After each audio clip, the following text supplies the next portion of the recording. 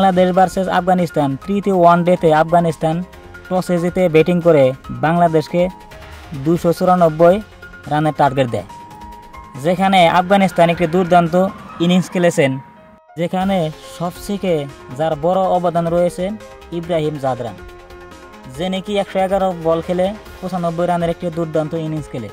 কিন্তু দুঃখের বিষয় যে তিনি সেঞ্চুরিটা মিস করেছিলেন, কারণ 5 রানের জন্য তিনি সেঞ্চুরি মিস করেছেন। এবং কি মোহাম্মদ নবী 37 বলে 62 রান করে, 37 বলে 62 রানের একটি দুর্দান্ত ইনিংস খেলে টোটাল রানের সংখ্যাটা অনেক বাড়িয়ে দেয়। এই মোহাম্মদ নবী 40 ওভার রানিং থাকা অবস্থা পর্যন্ত তিনি 25 বলে 24 রান করেন, এবং যখনই 50 ওভার পার হয়ে যায় তখনই তিনি তার রানের সংখ্যা হয় 62 রান এবং কি নট আউট হিসাবে। এর বিপরীতে বাংলাদেশ 294 রানের টার্গেট শেষ করতে গিয়ে বাংলাদেশ সবচেয়ে বড় ইতিহাস গড়লেন।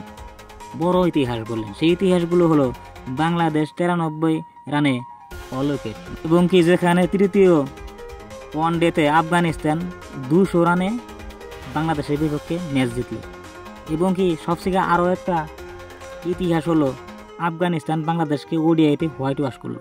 এখন আমরা দেখব এবং আলোচনা করব যে বাংলাদেশের প্লেয়ারগুলো কে কত রান করলো এবং কে কি হিস্টোরি মেক করলো সেগুলো দেখব। যেখানে সবচেয়ে বাংলাদেশের একজন নতুন প্লেয়ার সাইফ হাসান, তিনি একাই মাত্র 54 বলে 43 রান করেছেন এবং কি একটা দুর্দান্ত ইনিংস খেলেছেন।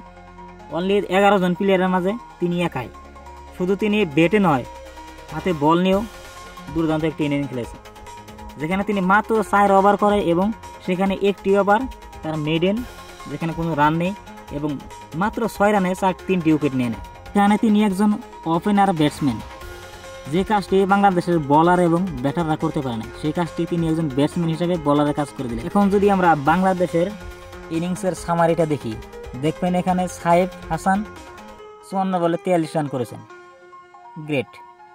এবং নাইম তিনি 24 বলে মাত্র 7 রান, ওডিআইতে টেস্ট খেলেছেন না কি খেলেছেন বুঝলাম না।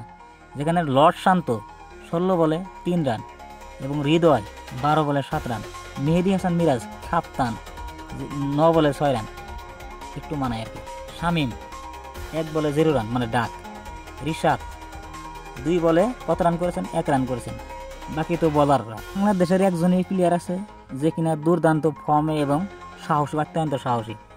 এশিয়া কাপেও টি20তেও তিনি অনেক রান করে এসেছেন এবং ছক্কা মেরে এসেছেন।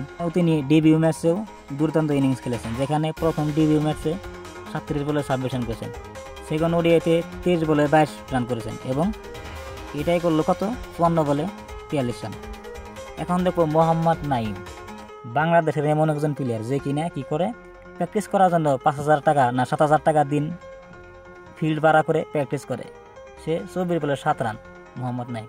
এবং লর্ড শান্ত, একে তো কিছু বলাই যায় না ভাই, এ তো নাম্বার 1 প্লেয়ার।